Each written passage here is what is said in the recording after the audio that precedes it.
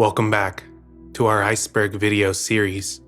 If you're new, a link to the Iceberg playlist will be provided in the description. You can help support this channel by subscribing and leaving a like. But before we dive in, I would like to tell you about the sponsor for today's video. Did you know that data brokers sell your information to scammers, spammers, and anyone else who might want to target you? This includes your first name, email, home address, health records, and your relatives. It's all out there. That's why I'm happy to announce that I've been using Aura, the sponsor of today's video. When I set up my Aura account, I was surprised to see how many data brokers were selling my data. On the first day, Aura found 17 brokers, which was pretty scary. For me, ensuring that my personal information was protected is something that I took very seriously. But thankfully, Aura showed me which data brokers were selling my information and automatically began submitting opt-out requests for me. Cleaning out my information not only helps reduce the amount of spam I get, but it protects me from hackers who could use this information to help them access my social media accounts, bank accounts, or other sensitive information. Aura also does so much more to protect me and my family from online threats that I can't see. I get other features like antivirus, VPN, password management, parental controls, and an identity theft insurance without having to download several different apps. And best of all, I got everything at one affordable price. You may already have one or two of these tools already, but not having Aura is like locking the front door and leaving the back door wide open. Aura is always on, doing the hard work of keeping me safe so that I can focus on tasks like researching for future videos. I value my privacy, and I value yours too. So, go to aura.com/cultcoffin to start your 2-week free trial. The link will be provided in the description. I mean it. Aura is a company that I really wanted to work with when I first started my channel, so I'm very thankful to finally get to work with them. That's aura.com/cultcoffin for your 2-week free trial. But enough of that. Let's dive in. We begin our descent with an event that happened in the 16th century. A Redditor by the name Jimbo Seth would write about it on the Non-Murder Mysteries subreddit on February 19th of 2022. The 1566 celestial phenomenon over Basel. Evening. I'm working on an unsolved mystery iceberg chart that you can find on my profile. One of the mysteries I came across was one of the only ones there isn't actual plausible explanation for. The 1566 celestial phenomenon over Basel. The OP provided a description of the event from a Wikipedia article. It happened in 1566 3 times, on the 27th and the 28th of July, and on August 7th, against the sunrise and sunset. We saw strange shapes in the sky above Basel during the year 1566, on the 27th of July, after the sun had shone warm on the clear bright skies, and then, around 9 p.m., it suddenly took a different shape and color. First, the sun lost all of its radiance and luster, and it was no bigger than the full moon. And finally, it seemed to weep tears of blood, and the air behind him went dark, and he was seen by all of the people in the city and countryside. In much the same way also the moon, which had already been almost full and had shone through the night, assuming an almost blood-red color in the sky. The next day, Sunday, the sun rose at about 6 o'clock and slept with the same appearance it had when it was lying before. He lit the houses, streets, and around as if everything was blood-red and fiery. At the dawn of August 7th, we saw large black spheres coming and going with great speed and precipitation before the sun, and chattered, as if they led a fight. Many of them were fiery red, and soon crumbled, and then extinguished. The OP would follow this by stating that this is obviously an outlandish story, but with several accounts from different towns all reporting the same type of events, and with this being in the 1500s, the OP would say that they believed that the people saw something, although they weren't sure what exactly that thing was. And I do agree with the OP. This is definitely outlandish. The Wikipedia article also does provide an image of what appears to be an old flyer describing the event, with a drawing of what the people could have witnessed. If you're like me, your first thought might have been that this could have been something to do with UFOs, as there have been many historical depictions of encounters of what appears to be otherworldly beings. But the OP would also provide more plausible theories. My friend and I have been speaking about this for a bit, and we've come up with a few non-UFO related theories. I'd first like to talk about the only two theories I've seen online. Forest fire. Ashes and red skies aren't too uncommon in forest fire settings. Since smoke can travel for miles, it's possible the residents of Basel saw the smoke and ashes in the sky without seeing the fire itself. The accounts never specified whether or not the sun actually stayed red after the three accounts. They seem to be more focused on the black masses in the sky, which could have been ashes, seeing as they were described to turn red and disintegrate. The moon was also red, implying that this wasn't a thing that lasted for a short time. On top of that, only Basel reported this, meaning it was local. My friend brought up how they didn't report a scent of fire or change in temperature, especially since they were portraying it as something paranormal. However, during that time period, do you think they could have not reported that because the heat and fire aren't new things to them? If I knew the smell of smoke and feeling of heat in the 1500s, but I didn't know what red skies and falling ashes looked like, I'd be more concerned with the latter. To back this theory up, here's an image of what it looks like during a massive forest fire. The ominous red glow looks a lot like what is described to have occurred. This, and the large amounts of smoke could have blocked the sun, making it appear dim. I could even go as far as to say that maybe there was an eclipse happening at the same time, but I looked up if there were any eclipse events in 1566, and there was a total lunar eclipse on May 4th, and a partial solar eclipse on May 19th in 1566. But this would not align, as the events over Basel happened at the end of July and into the beginning of August. The next eclipse events would not happen again until October later that year. The next theory would be of a meteor storm. The accounts say the events took place while the sun was rising, which could possibly explain the red hue it had. Is it possible a meteor storm was happening during this? Then again, the writings specified that things in the sky were black and red, and not white like a meteorite should be when it's falling to Earth. Like the OP said, meteors appear to be white when coming into Earth, but depending on what the meteor is composed of, the color of them could vary. You can see calcium glows purple, while iron is a bright yellow. And then there is nitrogen and oxygen meteors that glow red. This could line up with the meteor theory. The OP would, however, provide some of their own theories. And now, the theories my friend and I have come up with. Eye damage. People stared at the rising red sun for too long, 3 times. Floaters. Is it possible someone in town pointed out the existence of floaters and everyone got hysterical? Both of these theories could work, both together or separately, though I don't know to what extent this would have made the people react the way they did. Volcanic eruption. This is the theory we've both seemed to settle on for now. Mystery eruptions are a lot more common in history than you'd think. We've yet to look at any volcanoes near Basel, but depending on the volcano size, distance might not even matter. For example, we all know Yellowstone could cover up a great portion of the United States alone. Similarly to the forest fire theory, the black masses could have been volcanic ashes. I'm not a volcano expert, but I'd assume those are a lot different than typical ashes. Another thing is that fires aren't too rare, even in those days. Volcanic eruptions, however, I assume are less common. During eruptions, the smoke isn't too fanned out to cause a red sky until it's had time to fan out. This leads us to believe it's some sort of faraway volcanic eruption. The only issue we have, why wasn't the town covered in ash? Isn't it possible that not all of the ash made it over, save for some larger embers? And the time frame between the second and third report, July 28th and then August 7th, is it unheard of for active volcanoes to erupt in intervals? Or is it possible that each day was a different occurrence? The sun's appearance changes, then it rises the next day, then the ashes come along a week later? I looked for volcanoes near Basel, but there are none in Switzerland. We do have a couple in France and a few in Rome. Interestingly enough, Mount Etna in Sicily did erupt in 1566. However, it was on November 1st, months after the Basel event in Switzerland, and as far as I could tell, there were no other volcanic events during that time, at least not any that were recorded. Which brings us to the OP's last theory. Drugs. They were all high. Let's say some people found mushrooms in the woods and decided to eat them together and stare at the sky a few times.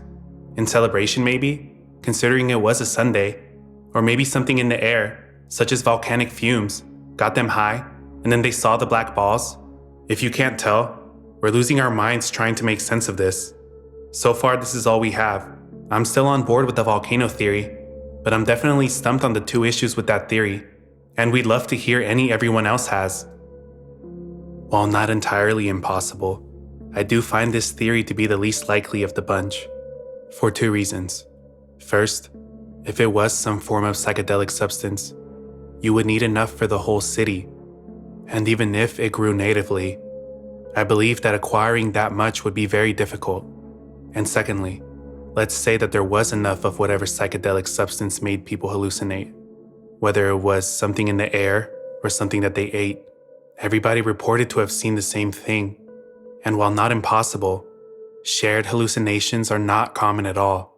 And for a whole town to not only have the same trip, but have it 3 times, it just doesn't seem likely at all.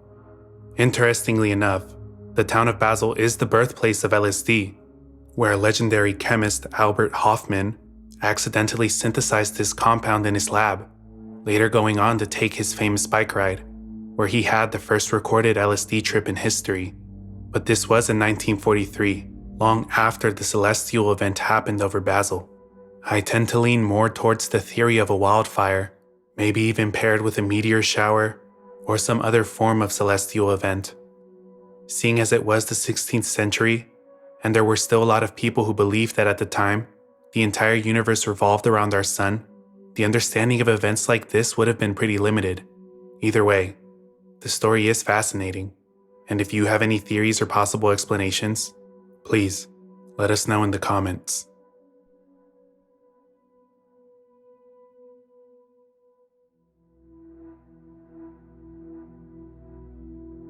Radio call-ins can get wild, but one of the most notorious and dark call-ins in broadcast history happened in August of 1997 on The Howard Stern Show.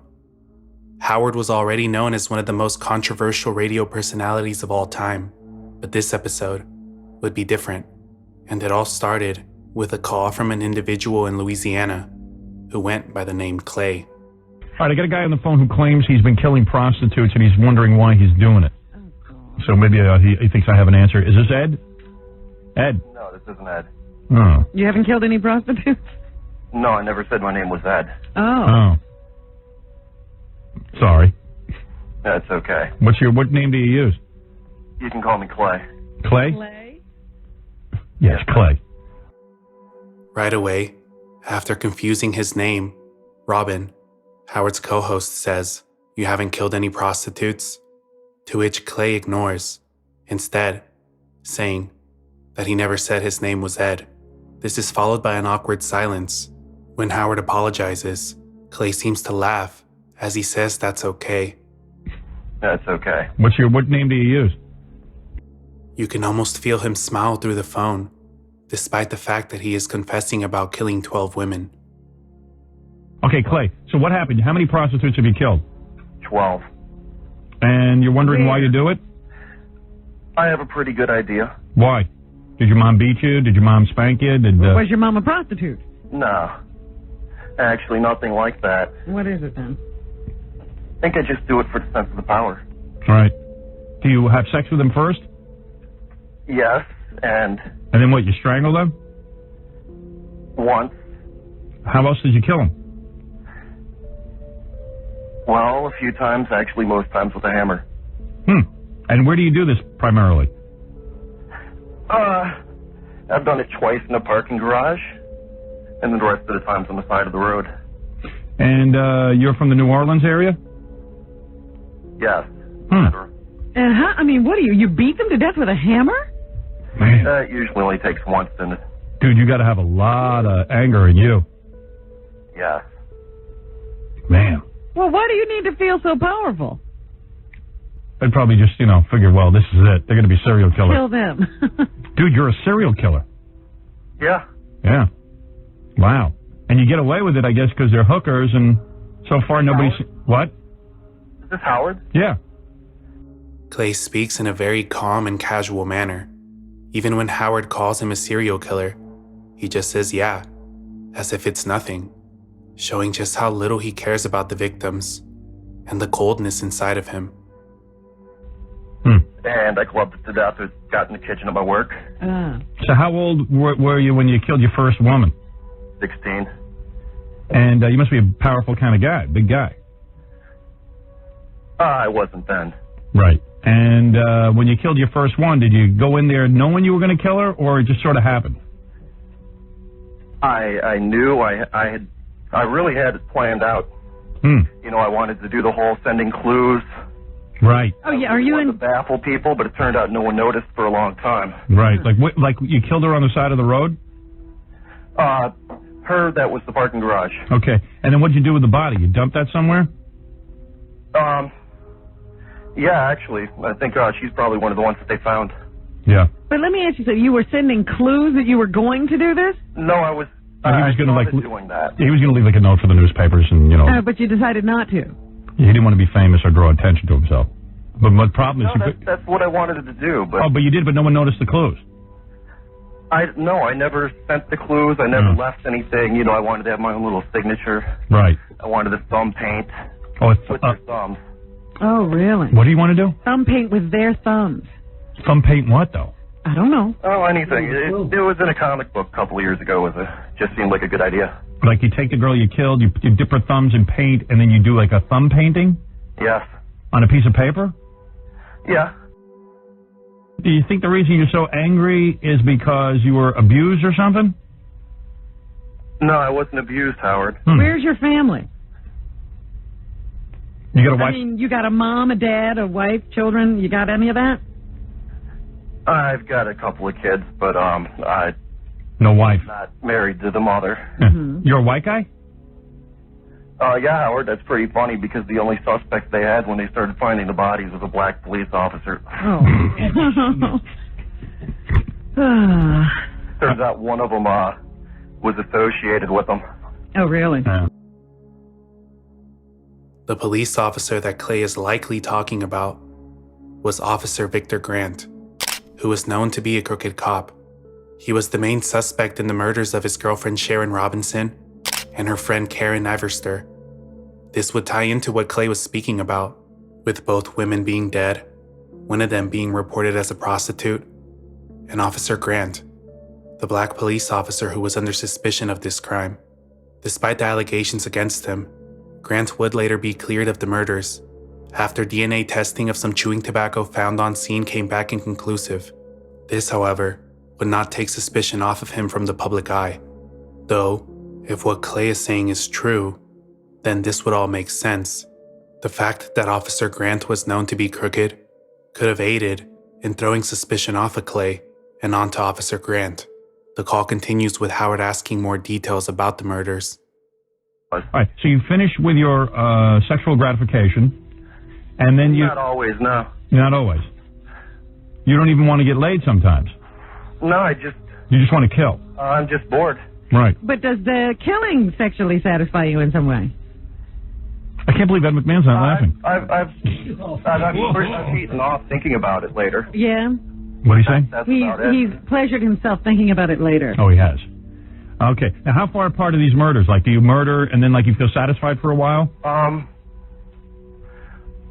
I don't even understand why I do it, Howard. I don't know if I ever get any satisfaction. But how often? Together anywhere was the same night. Really? You killed two people in the same night? Yeah, but I went to Mississippi for the second one.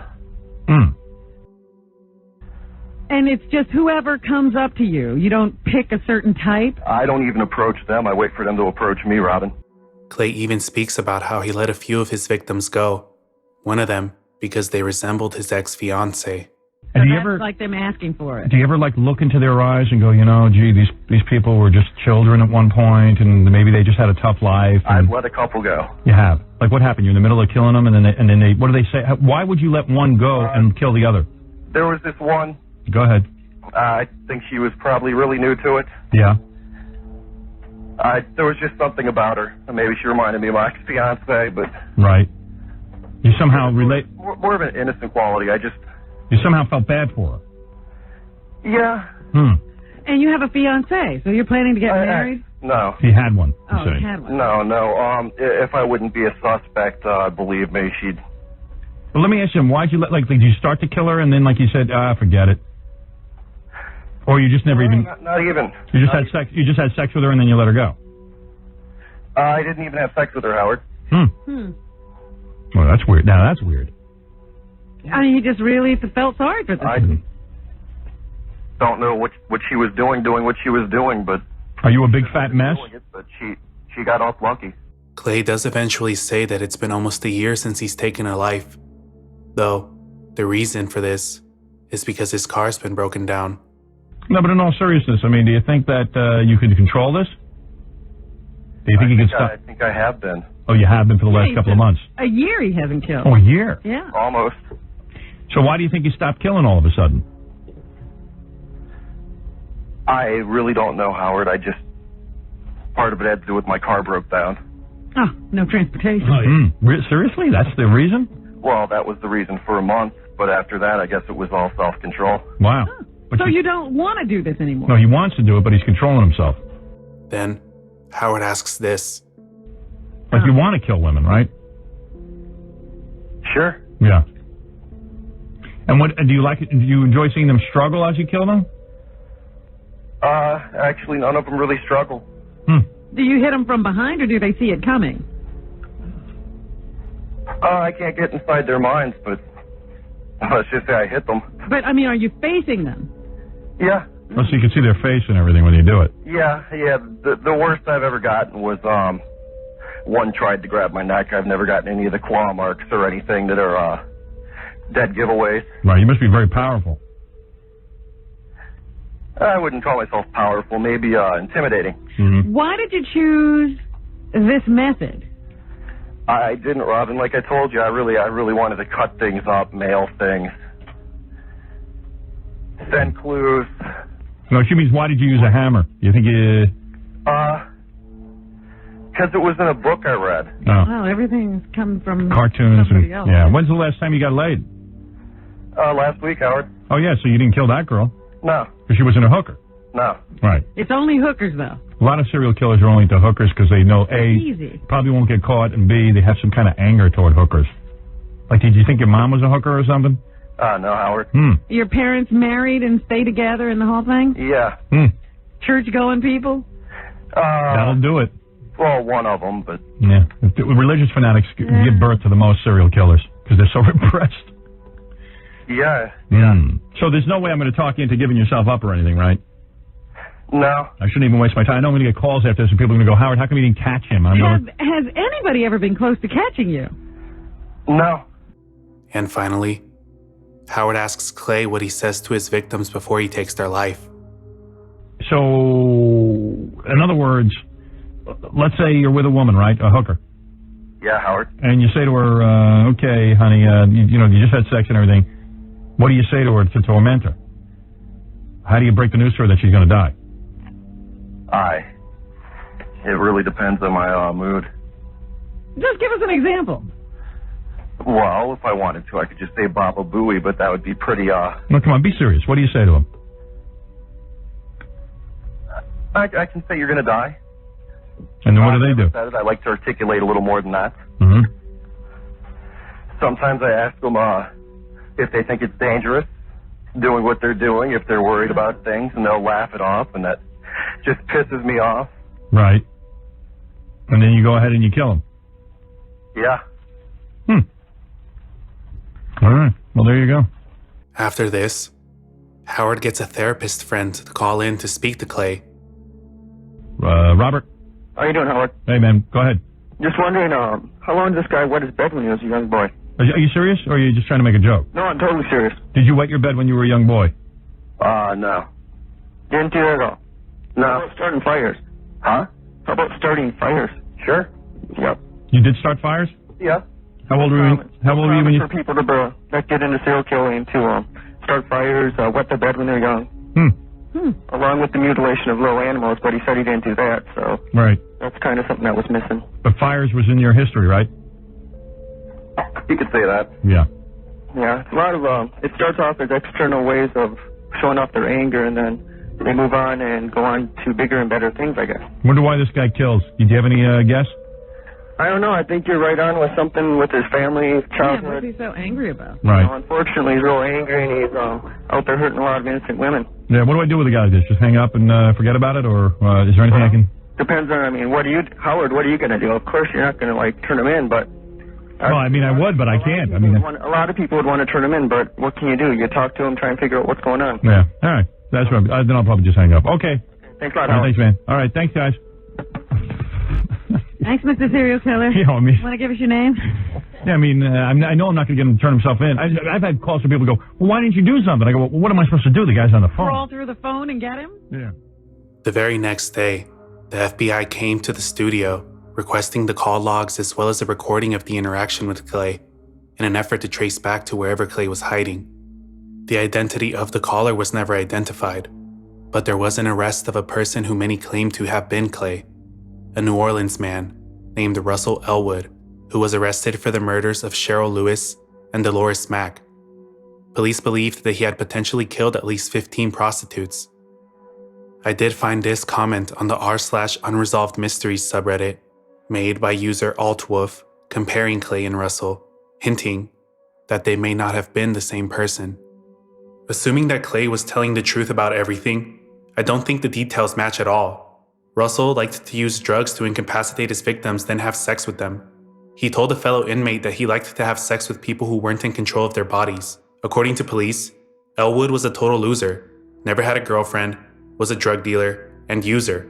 In contrast, Clay from Howard Stern mentions a couple times a fiance and a girlfriend, that he has a couple kids, that he only ever tried LSD a couple of times, that many times he didn't have sex with the prostitutes. He just outright killed them after mentally torturing them by telling them he was going to kill them. Also, unlike Russell, Clay claims he killed by hammer blows to the head.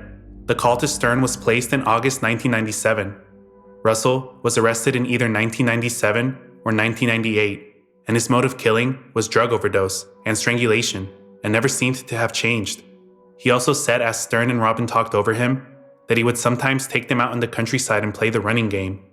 I take it this means he liked to set them free and then stalk them. This is completely against the very thing that Russell Elwood liked. He liked his victims immobilized and helpless. Also, Clay says he set fires as a kid. I see no mention of this about Russell. There are other things as well that don't align with what we know of Russell Elwood and the claims made by Clay to Howard Stern. Another commenter, named Diva in the Woods, would add this.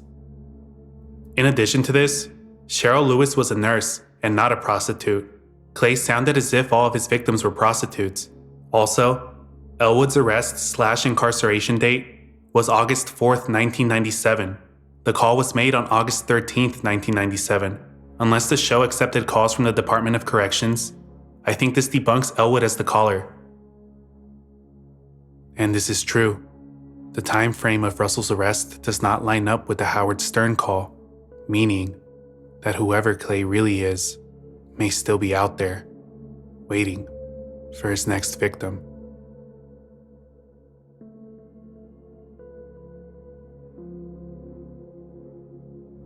In early 18th century Cheshire was a man by the name John Turner, who made his living as a jagger. In these times, a jagger was a person who would travel with their pack of horses between villages, trading goods back and forth. Traveling like this was not a casual thing back then. Actually, most people never ventured far from their local communities because conditions were very harsh and very dangerous. But John knew the land. He was fit, and at the age of 29, was more than experienced. John's main export was salt, and on Christmas Eve in 1735, John would go out into the snowy night, load up with his pack horses, and set off. Only this time, he would not return. The following morning, on Christmas Day, John's body, along with his horses who were in bad condition, would be found only about a half-mile from where he lived.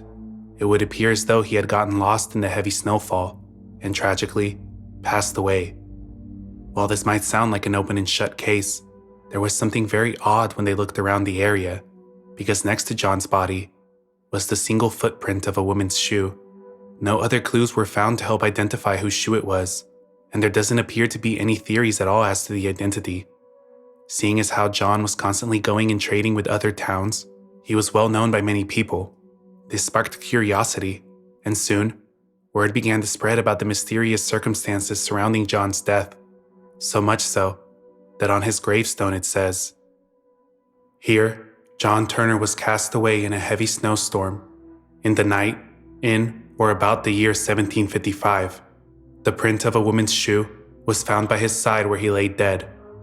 John's original headstone was moved and later built into the side of a home on Pedley Hill, but a replacement was erected on Irwin Lane and later moved slightly further back to protect it from incoming traffic. It is believed that one of the headstones in this image is John's original headstone, but it is impossible to tell.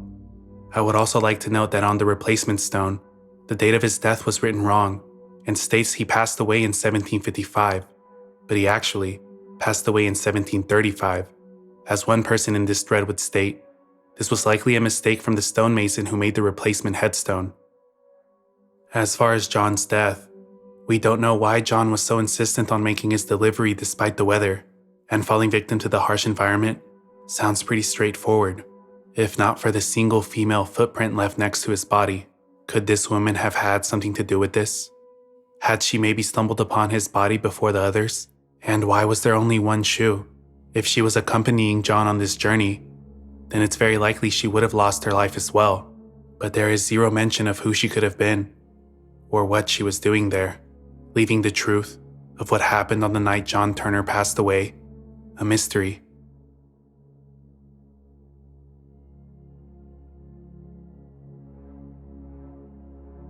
There is a home in Yucaipa, California, that is somewhat of an urban legend. In fact, many people would go to visit this home, despite being unwelcomed by the owners. Word began to spread about this home because the windows were all boarded up. There was cameras, motion sensor lights, and no matter what time of day, somebody inside was keeping watch of who came near the property. It could be noon or 3 a.m., but somebody was always there, ready to come out if anybody came too close. Soon, all the locals knew about the Yucaipa Watchers, and visiting the home became somewhat of a challenge to those who wanted to see this with their own eyes. There is a 9-year-old Reddit post that was uploaded to the r/scary sub from a Redditor who claimed that they, along with some friends, went to visit the home. Their post goes like this. Interesting phenomenon. A paranoid family in Yucaipa, California watches from the window at all times. So I live in Austin, Texas now, but when I lived in Southern California, there was a family in a relatively small town called Yucaipa. I'm not sure how or why the family was discovered doing this, but my brother had told me he heard about it, so my friends and I had to check out to see if it was real. The story was that there is a family of 4 to 5 people, a husband, a wife, and maybe 2 to 3 adult children, and they have a video camera set up in the main window in front of the house. When anyone stops their car in front of the house, they all come running outside screaming angrily, sometimes wielding weapons such as bats, until you drive off, and they immediately call the police after. All day, every day, they are there, watching, and ready to run, whether it is noon on a Wednesday or 4 a.m. on a Saturday. So we had to see if this was real.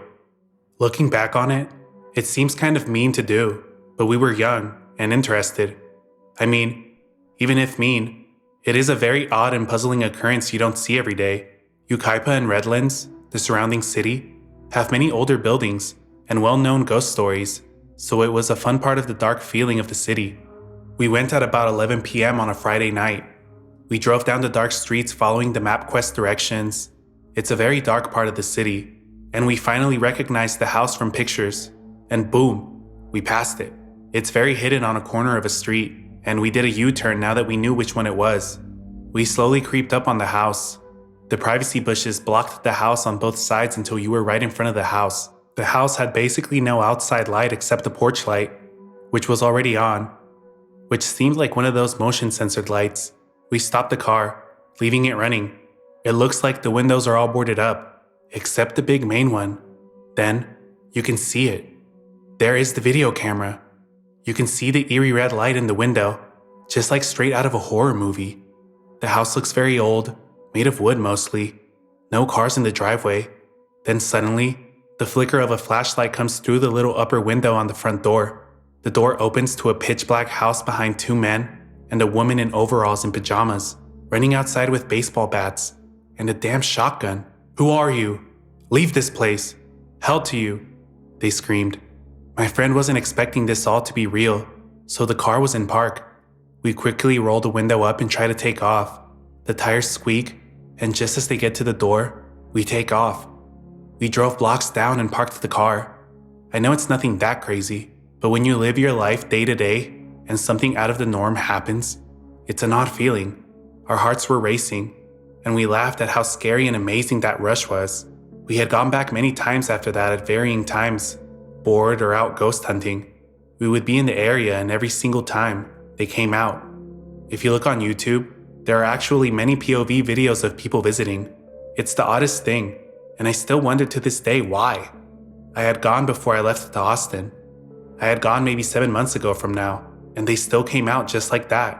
It's within 15 seconds. I always wondered what would happen if someone knocked on Halloween. Do the neighbors know? Are they normal to the neighbors? Do they leave to go to the store? Jobs? So many unanswered questions. I thought I would share for anyone interested in paranormal/odd occurrences. Last I heard, they have a baby in the home now as well. That is the story of the Watchers. The OP also provided a link to this video of a separate group of friends who also went to visit the home. A link will be provided in the source list. In the video, we can see as this group drives up and stops in front of the home, the group seems pretty excited, and notice a person watching them immediately. No more than 30 seconds after they got there, a man comes out, pointing a flashlight in their direction, before they drive off. This video is 13 years old, so it's clear word of this home has been around for some time. I also found another video of a different group where the same order of events occurs. I tried to find some information on the home and its residents. There were theories that they were running a meth lab or some other form of illegal drug activity, though the real reason for why the residents of this home react like this may be more understandable than the legends make it out to be.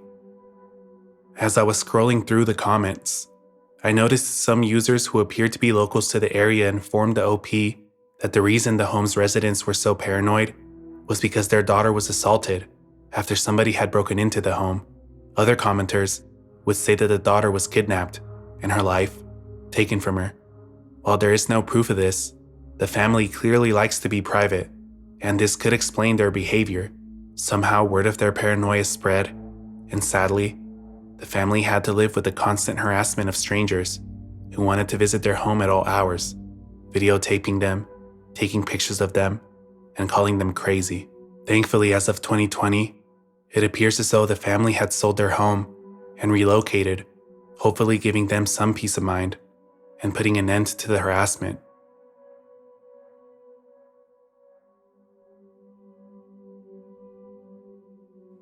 Before we dive into the final section of this video, I want to give you a warning that I will be talking about harm being inflicted onto animals.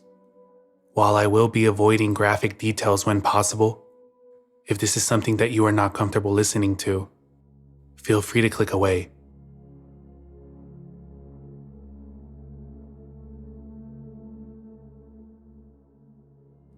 There was a removed post on the Unsolved Mysteries subreddit talking about a series of horse mutilations happening throughout France. Thanks to the Wayback Machine, I was able to recover the post. Rabbit Hole Mystery: serial ritualistic horse killings all over France. Many horses, and other types of equidaes, have been ritualistically mutilated and murdered in the countryside of France. Investigators have talked about either an internet challenge, a cult, and satanic rituals. They said they aren't ignoring these possibilities. Everything is shrouded in mystery, and there is an actual psychosis setting in the French countryside. The OP also provided a series of links to many articles depicting some of these incidents. I read through some of them, and I will spare you the details, because it's truly disgusting what these people did to these poor animals. Officially, it seems like 15 horses were reported, but we have no idea of any incidents like this happening before, or of any horses that were not found. The info that makes this case especially strange: every case happened in vastly distant regions, in a relatively short amount of time, which could mean that there are multiple people involved, or different groups.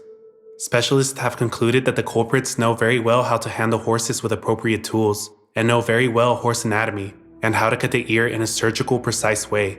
This means that the culprits know where to find horses, handle them out of view, and murder them brutally, and are doing this on a weirdly regular basis. There is the modus operandi. The right ear always gets cut off in a surgical manner. Most of the time, the culprits also cut around the groin and the leg. If the horse is female, they remove the vulva entirely. 2 people have been spotted during the act but fled. They stated to the witness before fleeing that, "This is only the beginning. We will come back." A strange symbol has been spotted on a farm after a horse had been assaulted there. Some rarer similar cases have been happening since 2002, but since February of 2020, there is an intense killing spree. I don't know about the symbol. To me, it just looks like a squiggly line, and from what I can tell, there have not been any other reports of a similar symbol at any of the other locations. A commenter would translate the timeline and post it in the comments. I do not want to read them due to how graphic they are, so if you wish to read the details, you may pause the video. As the commenter points out, some of these attacks happen only days apart, but jump around the country. To better visualize, I put the locations of these horse incidents into a map, and we can see just how spread out these attacks are. Another person would also mention that similar incidents were happening in Germany as well. The post continues. Speculation and theories. Online challenge. The main lead investigators are pursuing, but this is really difficult for me to believe that this is possible. It's impossible that messed up kids taking on dumb challenges online will go this far, and they won't take the time to learn how to handle a horse and the anatomy of a horse just for a challenge. This seems like a stretch, but the case is so bonkers that the police will try the first less messed up solution, even if it is rationally pretty improbable. Cult sacrifice. These people are too organized, and the modus operandi too similar and specific to just be an internet challenge that some messed up kids try to take on. So the most popular theory is that this is a new cult. People have speculated that these mutilations are reenactments of Hindu horse sacrifice. I believe the OP is talking about the Ashvamedha, a horse sacrifice ritual used by ancient Indian kings to prove their imperial sovereignty. To slightly explain further, in this ritual, a high-value horse would be let loose to roam free for 1 year or half a year, accompanied by royal guards, who would not interfere with it. If the horse went onto foreign country's land, the ruler of that land would have to either fight or step down. But if the horse remained in its home country for the entire time, it would be brought back after the year and sacrificed by the king with a large celebration. There is a lot more to it, but those are just my basic cliff notes. With how long it takes for this ritual to happen, I highly doubt that whoever was herding these horses in France was attempting to reenact this. Not to mention that in most sacrificial rituals, animals are treated with respect up until death, and even after. The incidents happening in France are anything but respectful. A future serial killer? Another speculation is that this is the doing of one person, with occasional accomplices, which means that if the culprit is alone, he is always on the move, all around the country to kill horses and find new victims. People have linked this type of behavior to Lucas Magnotta and his kitten videos, and other infamous murderers. Okay, so this case is making the news right now in France, and it's quite mind-boggling. I would love to hear your theories, and try to work on what we have, based on the many missing links and mysteries that surround it. It obsesses me by how strange and messed up the whole affair is. The police have no leads, and people are freaking out. The OP would later provide 2 updates. Update: a man spotted 2 individuals attacking his horses, was attacked by them, and they lacerated his arm with a sickle before taking off. They are 2 middle-aged men, and the police will release a photo of the culprits tomorrow. Linked was this article that details how at around midnight, president of a horse shelter, Nicolas Demajan, woke up to the sound of some of his horses in distress. As he checked, he spotted 2 men that appeared to be in their late 40s to early 50s. He confronted the 2 men, and one of them attacked him with a pruning knife. immediately fleeing with their partner after. 2 horses were hurt, as well as Nicholas, but Nicholas was able to give a good description for a police sketch. The final update would provide a lengthier article about the whole situation. Update 2. New in-length article about the case that explores the theories and speculations about the horse murders. The article retouches on a lot of what we already know, from the nature of the attacks, possible reasons such as satanic rituals, snuff content, and even that the perpetrators are taking out their sexual frustrations. This being because they sometimes focus on the horse's reproductive organs. They do bring up multiple cases from the late 1900s of past horse mutilations in Europe, but ultimately do not provide us with any answers as to who could be behind this. It will also be linked in the source list if you would like to read the whole thing. The story has gained a lot of attention, but it doesn't seem as though we are any closer to solving this mystery. Hopefully, the attention will encourage whoever is doing this to stop out of fear of being caught.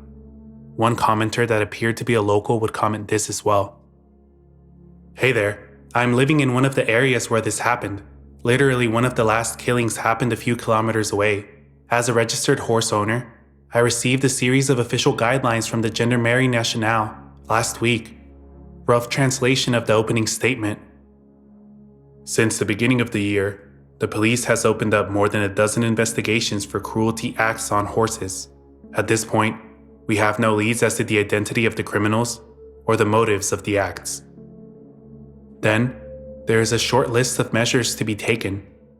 Daily surveillance of all pastures, never leaving any bridles on the animals. If possible, add 1 or several camera traps around the relevant areas. No one knows anything except what you mentioned about someone catching 2 guys in the act. I am very interested in the explanations you guys can come up with. If anyone needs translations from French, feel free to private message me. But despite public awareness, we are still at a dead end. I believe that whoever is doing this is getting some form of pleasure from it.